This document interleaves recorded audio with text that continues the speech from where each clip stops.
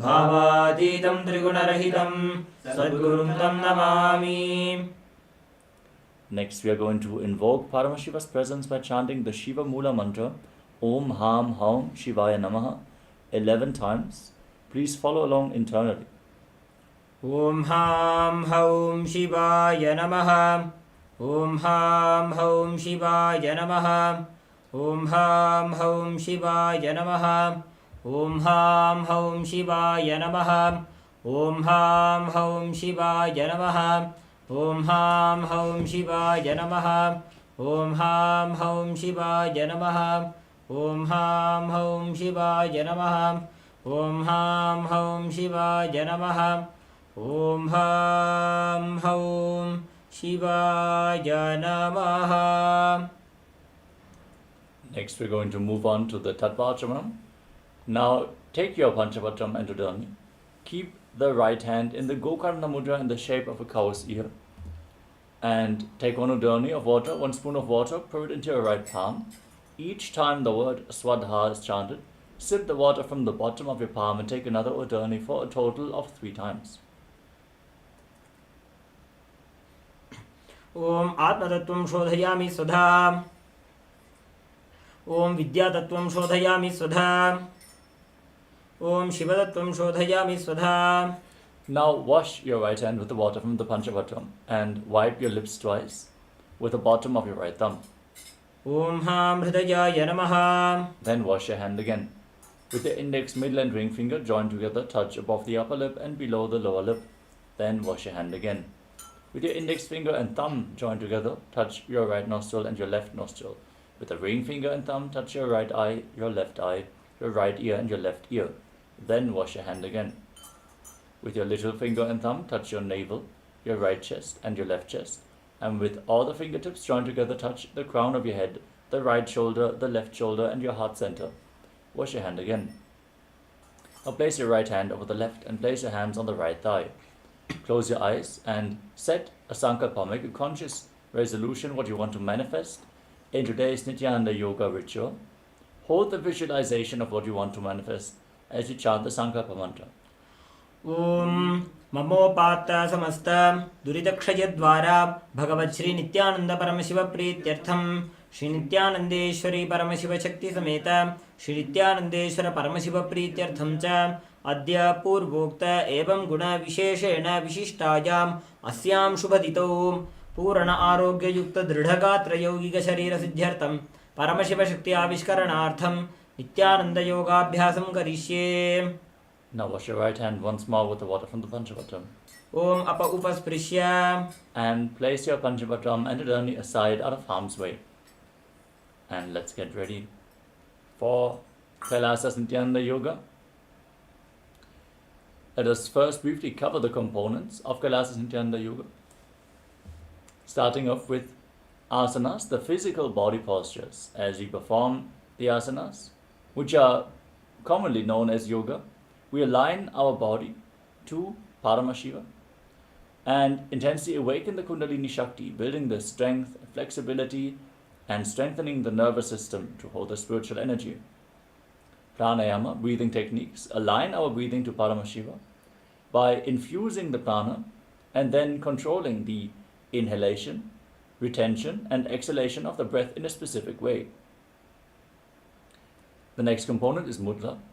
Mudras are energy circuits performed with our hands in certain gestures, but also with various other body parts.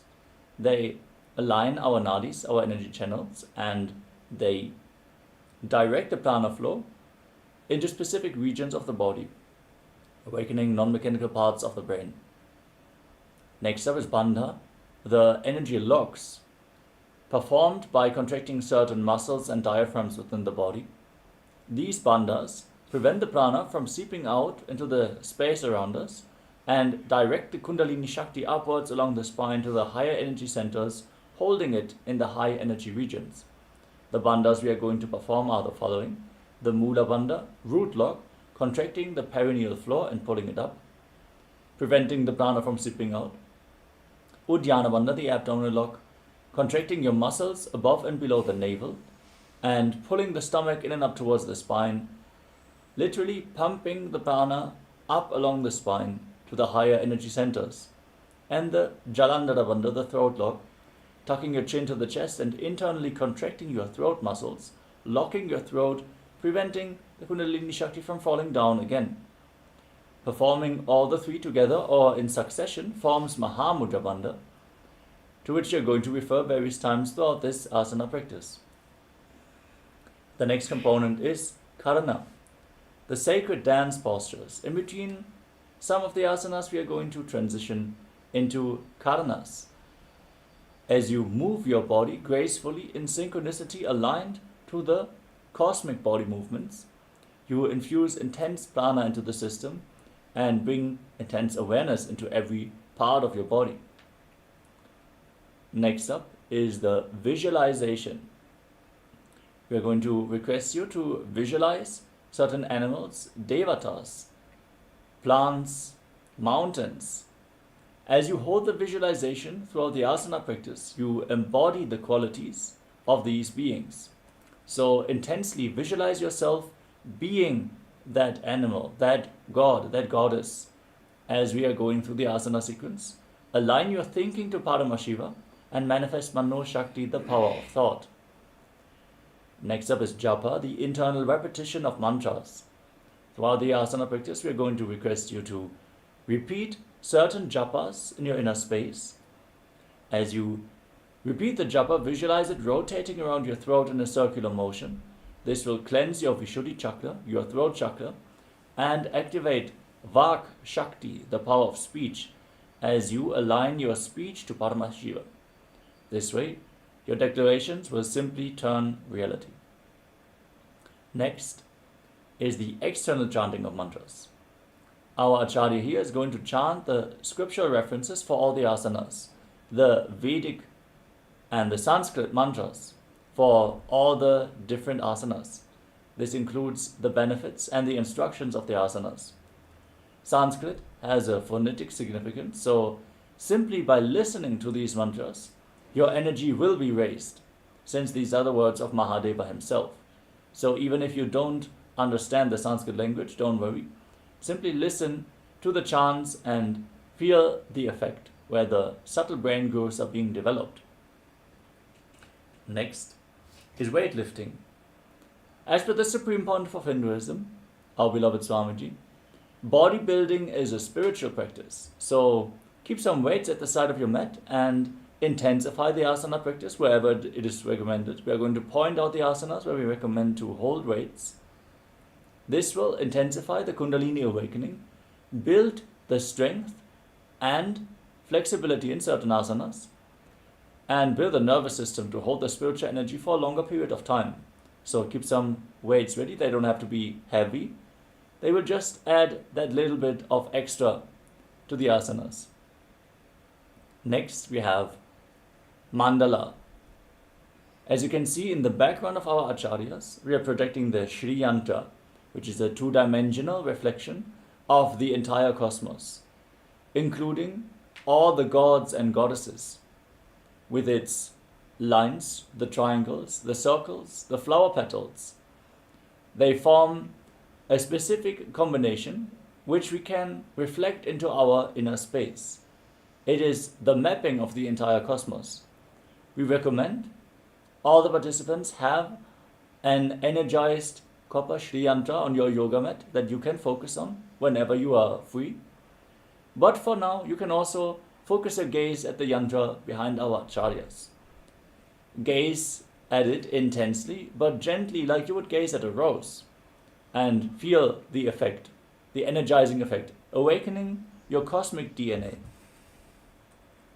Next is the Abharanam, the sacred Rudraksha jewelry. You can see our acharyas are wearing the Kantamalas with the energized Rudraksha of the Supreme Pontiff of Hinduism. These Rudraksha beads function like a spiritual battery and hold on to spiritual energy more than any other stone. So ensure that you wear Rudraksha beads on your body at any given time, holding you in the high energy space, connecting you with the Guru. Finally, we have Aushadha, the sacred herbal remedies as per the Siddha tradition. You can see our acharyas are wearing the vibhuti and kumkum on their bodies, applying the aushadas on the skin or infusing them into the system, infuses intense prana through the skin or directly into the body, capable of curing even chronic diseases.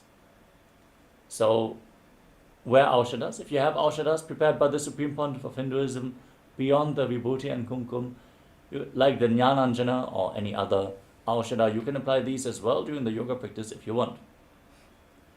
Let us now get ready to enter into the first asana of the sequence. Settle down on your mat in a comfortable cross-legged position with your head, neck and spine in a straight line. Place your hands on top of the knees in Bindu Mudra with index fingers and thumbs together. Gaze forward. Visualize Lord Shiva in your inner space. Breathe in Samana Kumbhaka.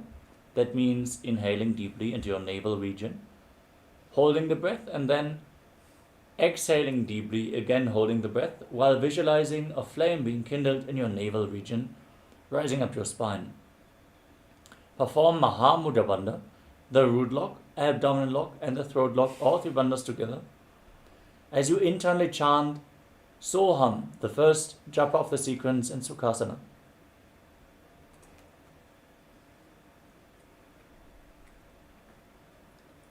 तत्सुखासनमित्युक्तम् अशक्तस्तत्समाचरेत् आसनं विजितं येन जितं तेन जगत्त्रयम्.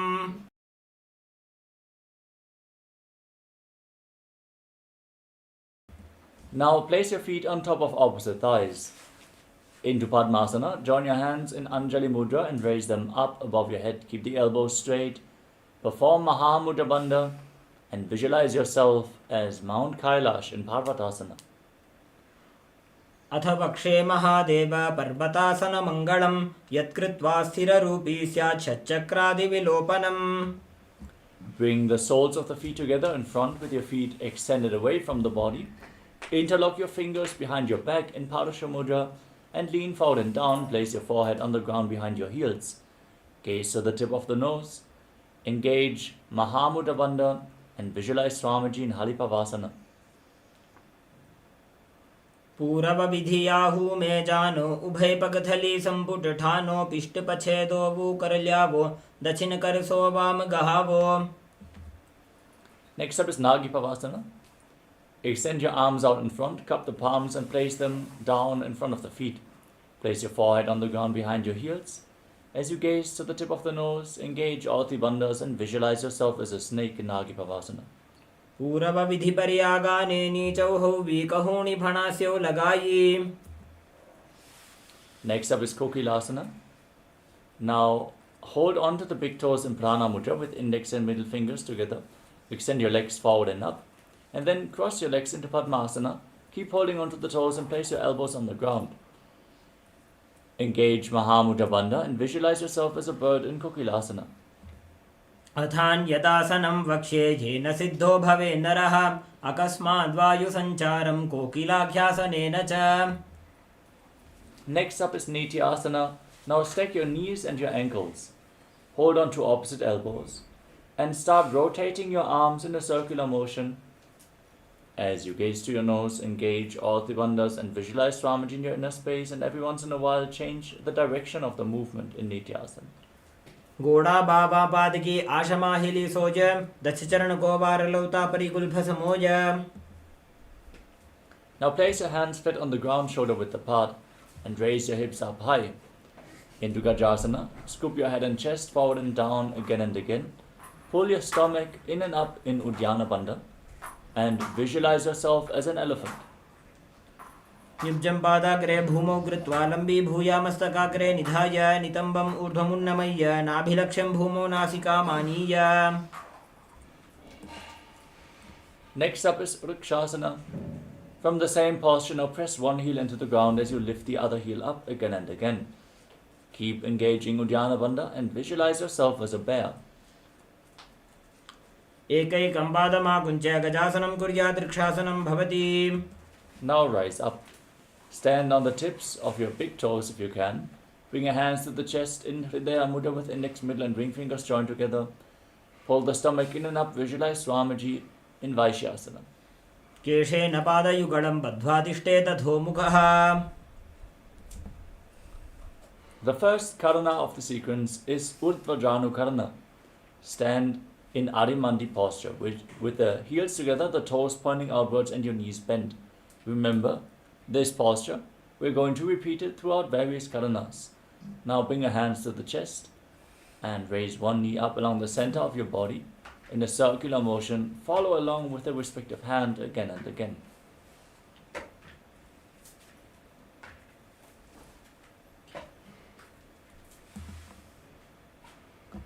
The next asana is Bala Lingasana. Now interlock your fingers from the outside in Sarva Shankara Mudra. Raise one knee up towards your chest and pull it close with your hands as you engage all three bandhas. Visualize yourself holding a baby in Bala Lingasana.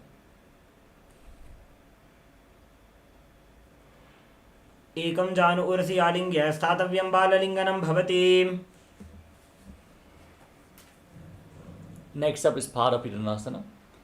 Now catch the foot behind and pull it towards your buttocks with both hands interlocked in Padasha Mudra. Engage Mahamudra Bandha and visualize Swamiji in Parapidanasana. स्थित्वैकस्मिन् पादतले कराभ्यां वेष्टयत्तनुं पृष्ठे संस्थाप्य यत्नेन पादपीडनमासनम्. Now hold the sole of the foot from the inside and kick the leg back and up as you lean forward, extending the other hand in Bindu Mudra, visualizing yourself as Lord Nataraja in Natarajasana. उत्तानपादं क्रौञ्चं च मरीचिं वीरभद्रकम्.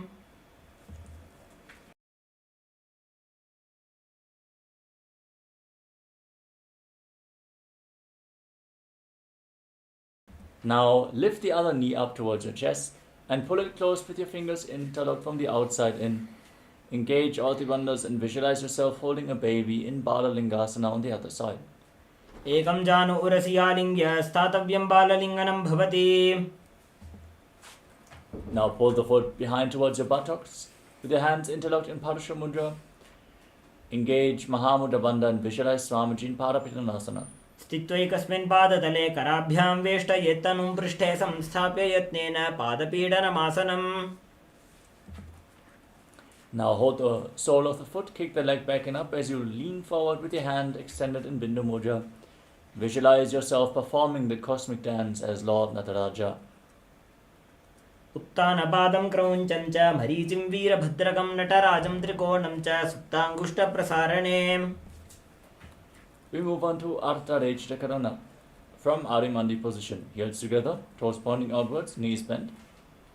Bring your hands to the chest and then step the right foot behind the left as you swing the right hand back and forth like a pendulum. Gracefully move your fingers one by one. Place the hand over the nose, uncross the ankle, step the left foot behind and repeat the movements on the other side. Next up is the skeleton dance. Now, visualize yourself as a skeleton as you shake your body intensely. Hold the visualization of your bone structure as you move your body intensely.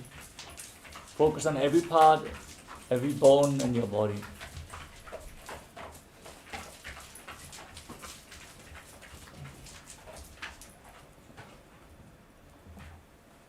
Next up is Katichina Karana from Arimandi position. Cross your arms over top of your head with the palms facing back. Turn your body to one side and open up your arms as you inhale. Cross the arms back to the center. Exhale. Repeat this movement on both sides again and again.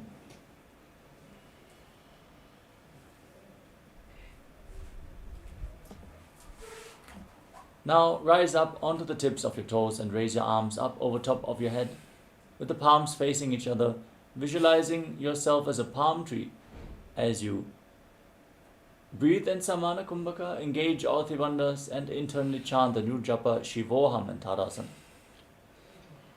महामुद्राबद्धकोनो ताडासनविभेदकान्विनोत्तानं सदा कुर्यादन्तर्वत्नीपतिप्रिया. Now lean forward and down. Bring your hands as low to the ground as possible. If you can, place them flat on the mat. Bring your head in towards the knees as you engage Mahamudra Bandha and visualize Swamiji in Uttanasana. महामुद्राबद्धकोनो ताडासनविभेदकान्विनोत्तानं सदा कुर्यादन्तर्वत्नीपतिप्रिया. Now walk your hands forward, set the feet back into a plank position. Tuck your chin to the chest and lock the throat in Jalandhara Bandha as you rotate your head from side to side. Visualize Swamiji in Tarakshvasana. गजासनवस्थित्वा मस्तकं वारं वारं दक्षिणकुक्षिं सव्यकुक्षिं नजेत्.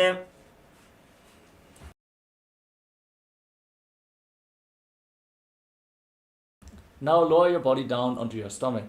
Keep your hands at the side of your shoulders. Raise your head and chest by the strength of your lower back. Open up your mouth and inhale through the hollow of your throat in Bhujangani Mudra as you visualize yourself as a cobra in Bhujangasana. अंगुष्ठनाभिपर्यन्तम् अधो भूमौ विनिन्यसेत् कराभ्यां च धरां धृत्वा ऊर्ध्वशीर्षफणीवहि. Now push your body back up into the plank position and alternate pulling one knee in towards your chest back and forth. As you inhale through your nose, lead the prana along your spine and hold it on and off along the various energy centers along your spine calmly in Sahaja Kumbhaka as you visualize Swamiji in Shashasana. गजासन संस्थितो एकैकं पादं पुरोमार्गेण भ्रामयित्वा कर्तव्यम्. From the plank position, now step one foot in between the two hands. Simultaneously jump the front foot back and bring the other foot in between the hands again and again as you visualize yourself as a chariot in the Rathasana. गजासन संस्थितो एकैकं पादं पुरोमार्गेण भ्रामयित्वा कर्तव्यं तथासनं भवति. Now rise up. Keep the front leg bent at a 90-degree angle and the back toes facing sideways with the knee straight. Pull your stomach in and up in Uddiyana Bandha. Raise your arms up above your head. Gaze up towards your third eye and visualize yourself as Lord Virabhadra in Virabhadrasana. वासिष्ठमथ कौण्डिन्यम् ऊर्ध्वकुक्कुटमेव च अष्टावक्रमथोत्थानं मयूरं सेतुबन्धनम्. Now exchange the position of your feet. Sit the other foot back. Back toes facing sideways. Front knee bent. Raise your arms. Gaze up. Visualize yourself as Lord Virabhadra having 8 arms in Virabhadrasana. वासिष्ठमथ कौण्डिन्यम् ऊर्ध्वकुक्कुटमेव च अष्टावक्रमथोत्थानं मयूरं सेतुबन्धनम्. The next asana is Vrikshasana. Now raise one heel up towards the perineum with the sole of the foot on the inner opposite thigh. Join your hands in Anjali Mudra and raise them up above your head. Pull your stomach in and up in Uddiyana Bandha and visualize yourself as a tree. वामोरुमूलदेशे च यां यं पादं निधायतु तिष्ठेत्तु वृक्षवद्भूमौ वृक्षासनमिदं विदुः. Now bring the raised foot on top of the opposite hip. Join your hands in Namaskara Mudra in front of your heart center as you visualize yourself as Lord Garuda with big wings on your back in Garudasana. गरुडासनमावक्षे येन ध्यानं स्थिरं भवेत् सर्वदोषाद्विनिर्मुक्तो भवतीह महाबली. Now raise the other foot towards the inner opposite thigh. Join your hands and raise them up as you perform Uddiyana Bandha and visualize yourself as a tree in Vrikshasana. वामोरुमूलदेशे च यां यं पादं निधायतु तिष्ठेत्तु वृक्षवद्भूमौ वृक्षासनमिदं विदुः. Bring the raised foot onto the opposite hip. Join your hands in Namaskara Mudra in front of your heart as you visualize yourself as Lord Garuda in Garudasana. गरुडासनमावक्षे येन ध्यानं स्थिरं भवेत् सर्वदोषाद्विनिर्मुक्तो भवतीह महाबली. The next asana is Trikonasana. Now step one foot forward and the other foot far back. Back toes facing sideways. Extend your arms out parallel towards the ground. Lean forward and down. Keep one hand by the foot, the other arm raised to the sky. As you gaze up along the raised arm, visualizing yourself as a triangle. उत्तानपादं क्रौञ्चं च मरीचिं वीरभद्रकं नटराजं त्रिकोणं च सुप्ताङ्गुष्ठप्रसारणे. Now exchange the position of your feet. Extend your arms, lean down to the foot and gaze up along the raised arm as you repeat Trikonasana, the triangle posture. उत्तानपादं क्रौञ्चं च मरीचिं वीरभद्रकम्.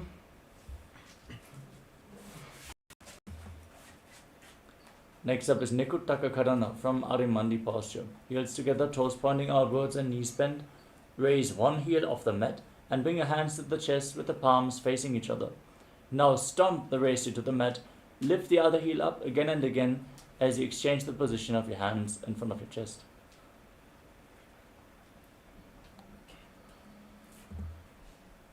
Now lower your body down. Tuck the toes and raise the heels off the mat as you sit on the heels with your perineum. Keep the knees together, lifted off the mat, and join your hands in Namaskara Mudra in front of your heart center. Visualize Swamiji in your inner space and start buzzing like a bee on the in and exhalation in Brahmari Kumbhaka as you internally chant the new japa Sadashivoham in Angushtasana. कबन्धासनमित्याहुः गोरक्षासनमेव च अङ्गुष्टमुष्टिकं न्येयं ब्रह्मप्रासादितं तथा. Now extend one leg forward and keep your hands at the side with the palms facing forward in Vara Mudra, fingertips barely touching the ground. Visualize Swamiji in Saurasana. प्रसार्य एकं पादतलं संस्थाप्यत्वेकपादकम्. Now catch a hold of the big toe of the front foot with your hand in Prana Mudra. Hold on to the back heel with the other hand as you visualize Swamiji balance in Vidunanasana. गुल्फस्थितो पादमेकं प्रसार्य तत्पादाग्रं संस्पृशेत् तत्करेण. Exchange the position of your feet. Step the other foot forward, hands at the side, palms facing forward in Vara Mudra. Visualize Swamiji in Saurasana.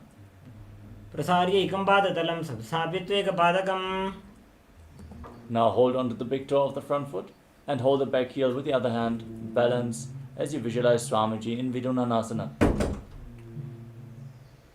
गुल्फस्थितो पादमेकं प्रसार्य तत्पादाग्रं संस्पृशेत् तत्करेण. Now step both your feet in, sit on the raised heels and separate your knees as you place your hands on top with the palms facing up. Lock your chin to the chest in Jalandhara Bandha. Gaze through the gap between the palms in Shambhavi Mudra. Focus your gaze on the space in between the hands as you actually gaze into your inner space. Visualize Swamiji in Brahmajarankushasana. Dogu फणापाणि होय वैसे AD दो गुदानि वैसे. Now drop your knees to the mat. Keep sitting on the raised heels with the toes tucked. As you keep your hands on top of the thighs, gaze to your nose. Pull your stomach in and up in Uddiyana Bandha. And visualize yourself as sage Kapila Muni in Kapilasana. उभय पगथले समठारावे तिनको माहिली core मिलावे. Maintain the same posture. Relax your abdomen and gaze up towards your third eye. Visualize Swamiji in your inner space in Bhadra Gurakasana. Dogu पगथले संपुट करे कोरवारली भूपरि धरे. Now raise your knees off the ground and keep the soles of the feet together. Join your thumbs and little fingers and open up your palms, resembling a lotus flower in Padma Mudra. Raise your arms up above your head and gaze up through the gap between the palms as you visualize Lord Surya in your inner space. Pull your stomach in and up in Suryasana. एडी दो बुगदा तरियाणे फणापाणि बैठक निठाने.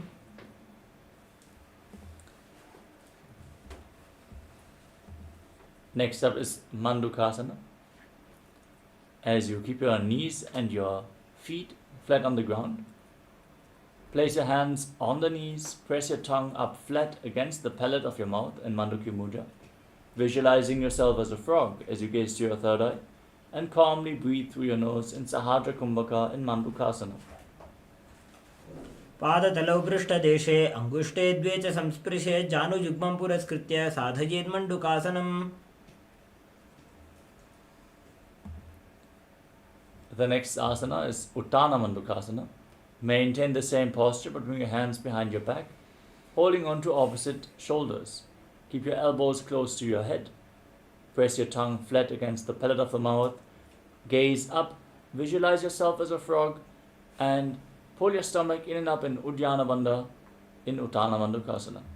मण्डुकासनमध्यस्थं कूर्पराभ्यां धृतं शिरः एतद्भेकवदुत्तानमेतदुत्तानमण्डुकम्. Next up is Simhasana. As you cross your heels, sit on the heel with your perineum. Keep your hands flat on the knees. Gaze to the tip of the nose, stick your tongue out and exhale forcefully through your mouth again and again. Visualize yourself as a fierce lion in Simhasana, the lion posture. दक्षिणं सव्यगुल्फेण दक्षिणेन तथेतरं हस्तौश्च जान्वो संस्थाप्य स्वाङ्गुलीश्च प्रसार्य च. Now bring the soles of your feet together behind your back with the toes pointing backwards. Sit on the heels, cross your arms behind your back and hold onto the big toes in Prana Mudra. Lock your chin to the chest in Jalandhara Bandha, gaze to your nose, and return to buzzing like a bee on the in and exhalation in Brahmari Kumbhaka as you visualize Swamiji in Bhadrasana. गुल्फौ च वृषणस्याधो व्युत्क्रमेण समाहितः पादाङ्गुष्ठौ कराभ्यां च धृत्वा च पृष्ठदेशतः. Now place your feet flat and bring your arms in and around the raised knees. Reach your hands behind the back and interlock the fingers in Padasha Mudra if you can, as you gaze to the tip of the nose and visualize yourself as a crow in Kakabhushandi Asana. प्रथमे वेसक उगडठाने द्वौ हाथपगं च आने. Now place your hands on the ground, shoulder width apart. Bring your knees onto your arms towards your armpits. Raise your hips. Lean forward and lift your feet off the ground, balancing on your arms. Visualize Swamiji in Kani Pavasana. आसन को गुण आशीतुष्टा होई तो आशी होई. The next asana is Kapali Asana. This is going to be the first inverted posture of this sequence. We request all the participants who suffer from any neck, spine injuries, high blood pressure, as well as women who are currently in pregnancy, to please consult your doctor and confirm whether it is safe for you to perform these asanas. For pregnant women, also please avoid performing any of the forward bends of this sequence. Now let us move on to Kapali Asana. Place your head on the mat and form a triangle between your head and your hands.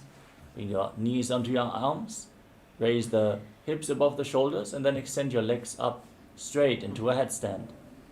Gaze to the tip of the nose and visualize Swamiji in Kapali Asana. शीश शीशा धरती टेकी पगदो भूमिलिवा ऊंचा घुकरे. Gently lower your legs down. With your hands flat on the ground, in a squatting position, turn your body to one side. Align one knee and the respective hip with your elbows. Lean forward. Find balance. Lift your body off the ground and extend your legs out to the side. As you balance on your arms, gaze up. Visualize yourself as a peacock and exhale deeply and hold your breath after every exhalation in Rechaka Kumbhaka, performing Parshamayurasana. मयूरं दण्डवत् कुर्यान् मायूरं दण्डनामकम्. Now twist your body in the opposite direction. Again, align your knee and hip, lean forward, lift your body up, extend your legs out to the side, gaze up and visualize yourself as a peacock in Parshamayurasana on the other side. मयूरं दण्डवत् कुर्यान् मायूरं दण्डनामकम्. Now walk your hands forward and step your feet back. Step one foot outside the respective shoulder in between the two hands. Push your hips forward and down. Gaze up towards the third eye as you visualize yourself as Lord Kala Bhairava in Bhairaganathasana. आसन को गुण पीति जाई. Now exchange the position of your feet. Step the front foot back and bring the back foot outside the shoulder in between the two hands. Again, push your hips forward, contract the perineal floor. Gaze up towards your third eye as you visualize yourself as Lord Kala Bhairava in Bhairaganathasana. आसन को गुण पीति जाई. Step the front foot back and now bring your forearms on the ground. Walk your feet slightly forward to raise your hips even further. Raise your head and gaze towards your third eye as you visualize Swamiji in Unmukha Pitasana. भून्यस्थौ जानुनी हस्तौ चतुष्पदम वाग्मुखम् उत्थापिताङ्घ्रियुगल कटिस्थलम अभिरुका. Now rise back up onto your hands and rotate your body, lifting one arm up straight towards the sky. Gaze up along the raised arm as you visualize yourself as Sage Vashishta in Vashishtasana. ऊर्ध्वकुक्कुटवासिष्ठ मरीचिहल मत्स्यकं परिवृत्तिं चोदरस्य विविधं धनुरासनम्. Place the raised arm to the ground and lift the other arm up. Rotate your body as you gaze up. Keep your body straight as a plank. Visualize yourself as Sage Vashishta and Vashishtasana on the other side. ऊर्ध्वकुक्कुटवासिष्ठ मरीचिहल मत्स्यकम्. Now come to a seated position with your legs extended forward. Bring your hands underneath the buttocks with the palms facing up. Gaze towards the tip of your nose. Lock your chin to the chest in Jalandhara Bandha as you internally chant the new japa Maharishi. Visualize yourself as Lord Hanuman in Anjani Asana. दोवू करकी उभय हथेली कोरवारली मैले भेली. Now maintain your legs extended and lean forward and down. Hold on to the big toes in Prana Mudra as you bring your head as close to the knees as possible. Perform Mahamudra Bandha and visualize Swamiji in Paschimottanasana. जानु परिललाटन्तु पश्चिमं ताणमुच्यते येन केन प्रकारेण सुखं धार्यं च जायते.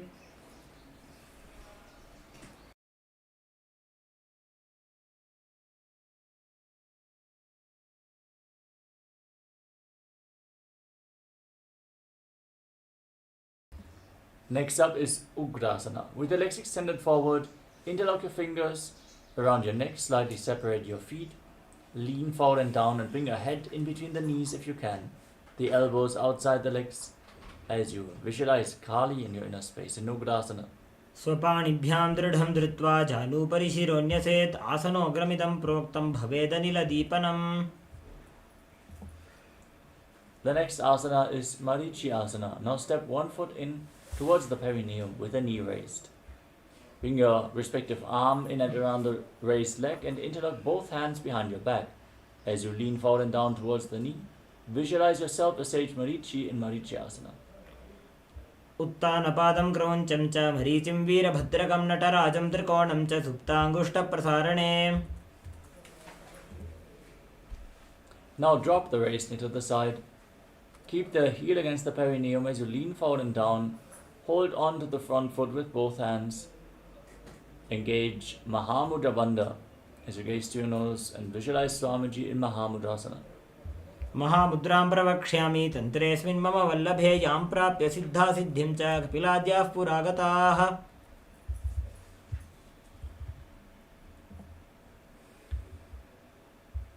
Now repeat Maharishi on the other side. Extend your leg. Bring the other heel in towards the perineum. Lean forward, interlock your fingers behind your head and bring the fingers behind your back as you bring your head down and visualize yourself as Maharishi and Maharishi. उत्तानपादं क्रौञ्चं च मरीचिं वीरभद्रकं नटराजं त्रिकोणं च सुप्ताङ्गुष्ठप्रसारणे.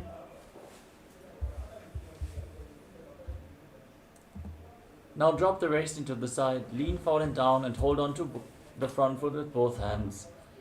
As you gaze to your nose, exhale fully, hold your breath, visualize Swamiji as you perform Mahamudra Bandha in Mahamudrasana. महामुद्रां प्रवक्ष्यामि तन्त्रेऽस्मिन् मम वल्लभे यां प्राप्य सिद्धा सिद्धिं च कपिलाद्याः पुरागताः. Now bring the soles of your feet together in front with the heels close to the perineum. Interlock your fingers around the toes. Push the knees to the mat as you gaze up towards your third eye. Visualize Swamiji in Bhadrasana too. गुल्भौ तु वृषणस्यादः सीवन्त्याः पार्श्वयोः क्षिपेत्. Now place your hands on the respective knees and extend your feet away from the body. Keep the toes together and separate your heels. As you lock your chin to the chest, gaze to the nose and visualize Swamiji in Gvalipavasana. पूरवचर्पट चौक कक्ष्यो सोयी वाही विधि जोगी जय सोयी. Now bring the feet back in towards the perineum. Hold the soles of the feet with all 10 fingers as you lean forward and down. Gaze to your nose and visualize the Yoni Mandala, the visual representation of Devi Paramashiva Shakti, which we are projecting on screen in Joni Asana. दोवू पगदली संबुट करे एड़ी मेड़ के ढिंग धरे. Next up is Midaki Pavasana. Extend your feet away from the body with the heels together and the toes apart as you extend your arms out to the side and lean forward and down. Place your palms on the ground far away from the body and the forehead on the ground behind your heels. As you gaze to your nose, visualize Swamiji in Midaki Pavasana. पूरव विधि परिपकथले संपुट शोल एड़ी मिली राशे. Now bring your feet back in towards your perineum. Scoop your hands below the feet. with the palms facing up, elbows on the ground. Bring your face on the mat in front of your feet with your toes against your throat. As you gaze to your nose and visualize Lord Surya in your inner space in Siddha Samadhi Asana. दोबू पगदली संपुट करे, सोले मेढ़ आगा मेधरे. Next up is Chinakipavasana. Bring the feet back in towards the perineum. Keep the toes apart and the heels together. As you hold onto the feet, open up the feet like a book. Press your elbows down onto your thighs. Gaze to your nose and visualize Swamiji in your inner space. दो बगागी AD धरती मगिवा मेढ़ लगावे. Now bring the soles of the feet together completely. Press your hands on top of the knees, pushing them down towards the mat. As you pull your stomach in and up in Uddiyana Bandha, gaze to your third eye and visualize Swamiji in Charapata Chokasana. दोबू पगदली संपुट धारे, आगाने करे जारे पसारे. The next asana is Vaidavasana. Keep the soles of the feet together and rotate your feet so the heels are off the ground, toes are down on the mat. Press your knees to the ground and place your hands on top in Bindu Mudra. Pull your stomach in and up towards your spine as you gaze to your third eye and visualize yourself as Lord Kala Bhairava in Bhairavasana. गुल्फौ संपीड्य चान्योन्यं व्युत्क्रमेणोत्थितं शनैः जान्वोः पार्श्वगतौ हस्तौ दण्डवद्भीरवासनम्. Next up is Samanasana. As you press one heel against your perineum, lift the other foot up with both hands against your chest. Gaze up towards your third eye. Visualize Swamiji in your inner space. Exhale fully and hold your breath in the Muladhara Chakra in Samanasana. समानासनमावक्षे सिद्धमन्त्रादि साधनात्. Next up is Apanasana. Now lift the raised foot over top of your shoulder. Keep your hands at the side for balance and extend the opposite leg forward and up. Gaze to your third eye and visualize Swamiji in Apanasana. केवलं पादमेकं च स्कन्धे चारोप्य यत्नतः एकपादेन गगने तिष्ठेत दण्डवत् प्रभो. Now repeat Samanasana on the other side. Press the other heel against the perineum. Extend, pull the other foot towards your chest as you gaze to your third eye and visualize Swamiji holding your breath in the Muladhara Chakra. समानासनमावक्षे सिद्धमन्त्रादि साधनात्. Now lift the raised foot over top of your shoulder and extend the opposite leg forward and up. With the hands at the side, gaze to your third eye and visualize Swamiji in Apanasana. केवलं पादमेकं च स्कन्धे चारोप्य यत्नतः. Now stack your knees in front of your body and keep the heels outside the hips. Interlock your fingers, place them on the top knee. As you gaze to your nose and visualize the face of a cow, breathe in Siddhkari Kumbhaka. Press your tongue flat against the palate of your mouth without touching the teeth. And inhale through the teeth, making a hissing sound in every inhalation. Internally chant Om Nithyanandoham in Gomukasana. सव्ये दक्षिणगुल्फं तु पृष्ठपार्श्वे नियोजयेत्. Maintain your legs in the same position and hold onto the big toes in Prana Mudra with index and middle fingers. Pull your stomach in and up and gaze to your nose as you visualize yourself as Rishika Anasuya in Anasuyasana. दक्षिण गोड़ नीचे उठाने, बाहों ताके ऊपर आने. Now interlock your fingers behind your back and lean forward and down. Bring your nose to the mat as you visualize yourself as Rishika Anasuya in Anasuyasana too. जीमणा गोदा की संधि, उपरिड़ा वा गोड़ा की संधि, मिलाई राशे गोड़ा सिवले, पगथल्यालो आड़वाई सुधा राशे. Now step the right foot flat and keep the left heel against the perineum.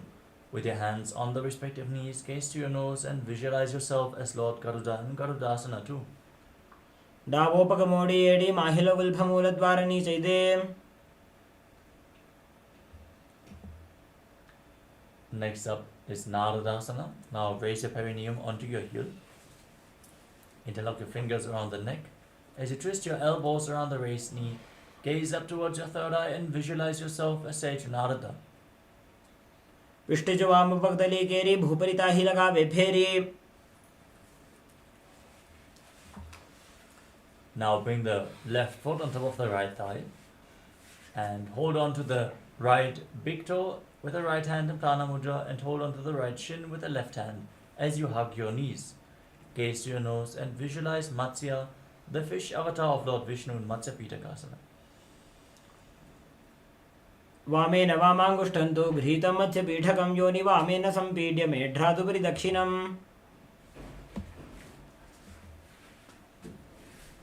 Next up is Gomukhasana on the other side. Now again stack your knees in front of your body. Keep the heels outside the hip with the other knee on top this time. Interlock your fingers and gaze to the nose as you visualize the face of a cow in Gomukhasana. सव्ये दक्षिणगुल्फं तु पृष्ठपार्श्वे नियोजयेत्. Now hold on to the big toes and pull your stomach in and up as you gaze to your nose in Anasuyasana on the other side. दक्षिण गोडो नीचे उठाने, बाहों तागे ऊपर आने. Now interlock your fingers behind your back, gaze to your nose as you lean forward and down. Try to bring the nose to the mat. Lean down as much as possible in Anasuyasana too. जीमणा गोदा की संधि, उपरिडा वा गोडा की संधि, मिलाई राशे गोडा स्यूले, पगतल्यालो आडवाई सुधा राशे. Now place the left foot flat with the knee against your chest, the other heel against the perineum, hands on the knees, gaze to your nose, and visualize yourself as Lord Garuda in Garudasana too. डाबोपक मोडी एडी माहिलो गुल्फ मूलद्वारणी चैदे. Now interlock your fingers around your neck and twist your elbows outside the raised knee. As you gaze up towards your third eye, visualize yourself as Sage Narada in Naradasana. इष्टिजवाम पगदली केरी भूपरिता ही लगा वे फेरी गोड़ा सुधो फणो है जोजी दछिपाश तेरा शेषोजी. Now bring the right foot onto the left thigh and hold on to the left shin and big toe with your hands as you gaze to your nose and visualize Matsya, the fish avatar of Lord Vishnu in Matsya Pitakasana. वामेन वामाङ्गुष्ठन्तु गृहीतं मत्स्यपीठकं योनि वामेन सम्पीड्य मेढ्रादुपरि दक्षिणम्. The next asana is Matsyendrasana. Now extend your legs, then place one foot on top of the opposite thigh. Raise one knee and bring the elbow around the raised knee. Hand by the neck, the other hand on the ground behind you. Gaze up towards your third eye as you visualize Sage Matsyendranath in Matsyendrasana. उदरं पश्चिमाभासं कृत्वा तिष्ठति यत्नतः नम्राङ्गं वामपादं हि दक्षजानुपरिन्यसेत्. Now extend the front hand down to the foot, hold on to the big toe in Prana Mudra. Hold on to the back ear with the other hand as you gaze to your third eye and visualize yourself as a camel in Kubhasana. आसन को गुण झोलो जाए. Place the back hand on the ground behind you. Twist your spine even further. Gaze to your third eye and visualize Sage Matsyendranath in Matsyendrasana too. मत्स्येन्द्रपीठं जठर प्रदीप्तिं प्रचण्ड रुक्मण्डल खण्डनास्त्रम् अभ्यासतः कुण्डलिनी प्रबोधं दण्डस्थिरत्वं हि ददाति पुंसाम्. Now again extend your legs, place the other foot on the opposite hip. Raise the knee, twist the elbow around the raised knee and place the hand by the neck. As you place the other hand on the ground, gaze towards your third eye and visualize Sage Matsyendranath in Matsyendrasana. उदरं पश्चिमाभासं कृत्वा तिष्ठति यत्ततः नम्राङ्गं वामपादं हि दक्षजानुपरिन्यसेत्. Now extend the front hand to the foot. Hold on to the big toe in Prana Mudra as you hold the back heel, back ear with the other hand. Gaze to your third eye and visualize yourself as a camel in Kubhasana. आसन को गुण झोलो जाए. Drop the hand from your ear to the ground. Keep holding on to the front foot as you gaze to your third eye and visualize Sage Matsyendranath and Matsyendrasana too. मत्स्येन्द्रपीठं जठर प्रदीप्तिं प्रचण्ड रुक्मण्डल खण्डनास्त्रम् अभ्यासतः कुण्डलिनी प्रबोधं दण्डस्थिरत्वं हि ददाति पुंसाम्. Now slide your feet on top of opposite thighs. Keep your hands flat on your knees. Gaze to your nose and perform Mahamudra Bandha as you visualize yourself as Lord Shiva. Breathe in Sitali Kumbhaka. Press your tongue against the back of the teeth and hiss through the teeth as you inhale Internally chant Om Nithyananda Maharishi in Padmasana. आसनं द्विविधं प्रोक्तं पद्मं वज्रासनं तथा ऊर्ध्वोरुपरि चेत् धत्ते उभे पादतले यथा. Maintain your legs in Padmasana and cross your arms in front of your body, holding onto the big toes in Prana Mudra. Visualize yourself as Goddess Parvati, the consort of Lord Shiva, as you gaze to your nose in Padmasana too. उत्तानौ चरणौ कृत्वा ऊरु संस्थौ प्रयत्नतः ऊरु मध्ये तथोत्तानौ पाणी कृत्वा तु तादृशौ.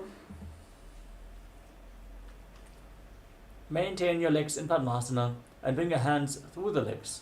Place your palms on the ground and then straighten your arms, pull your knees up towards your chest, lift your entire body off the ground in balance.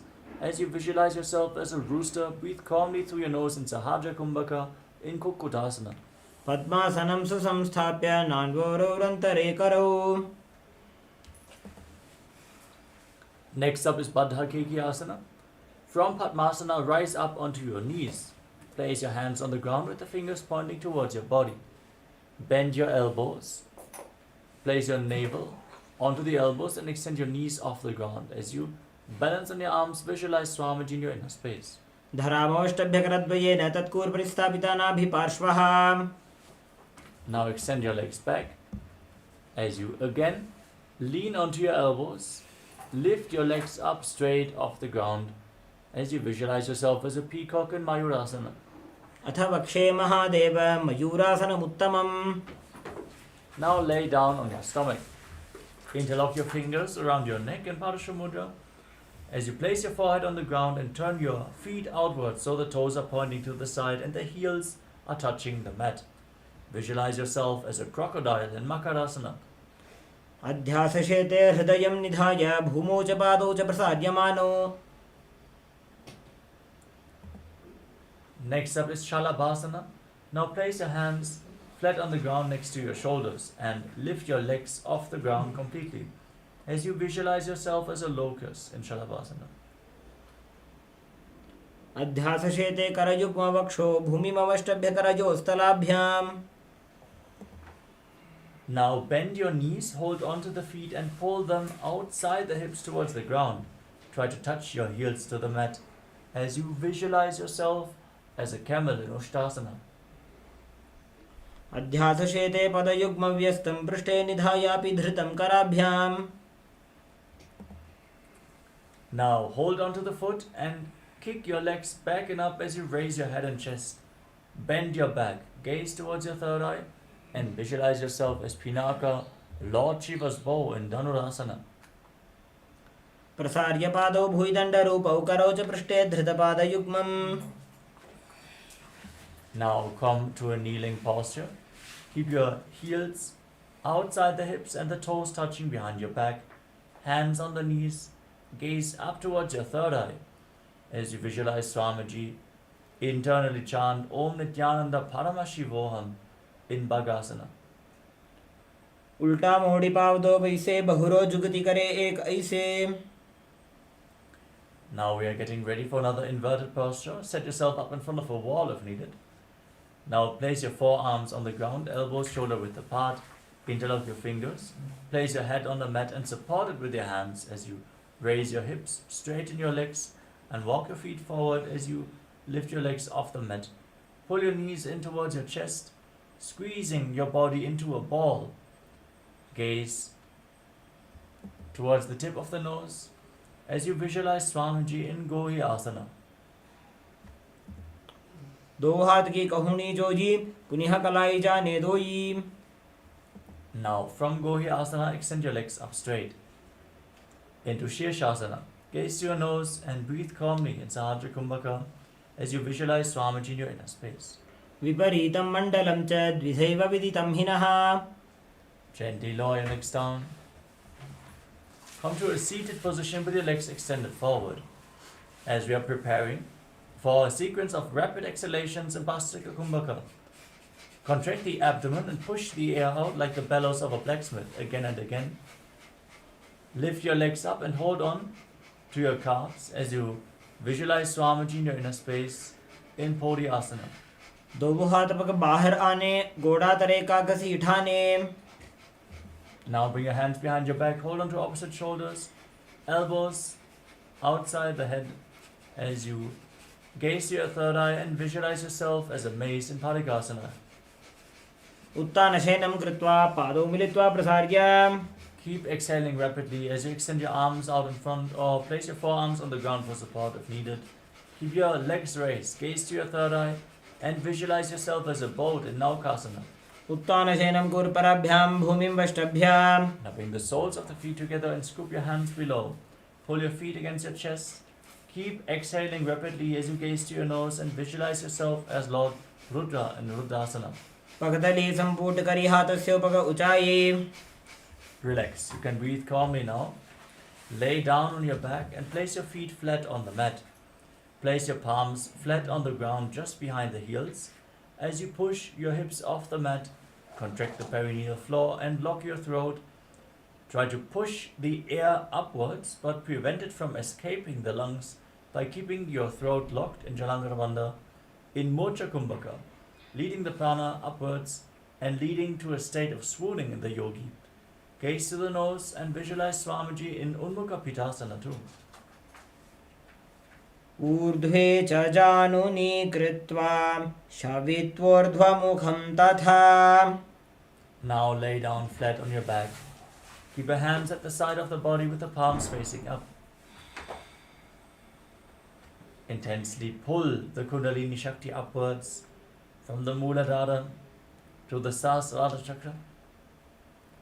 As you relax from any micro movements of the body and mind in Shivasana, visualize that your body is dead and Swamiji is liberating you.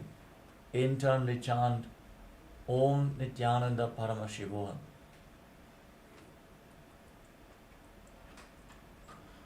उत्तानं शववद् भूमौ शयनं तु शवासनं।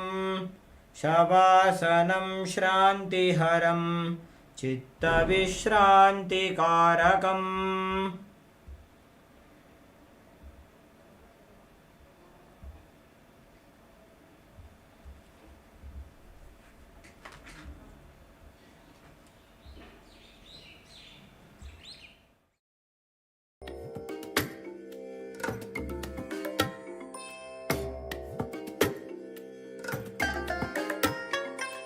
I bless you all.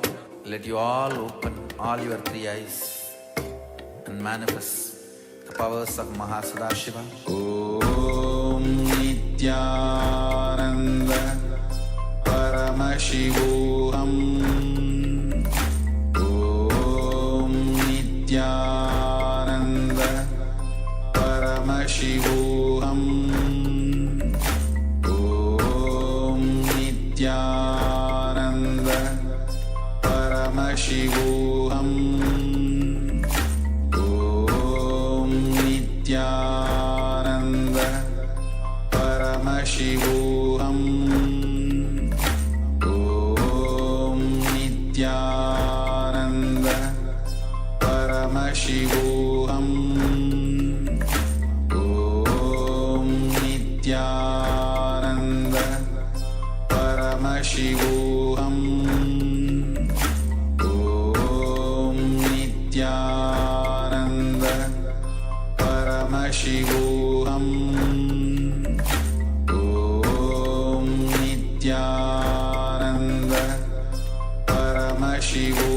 Paramashivoham. Om Nithyananda Paramashivoham.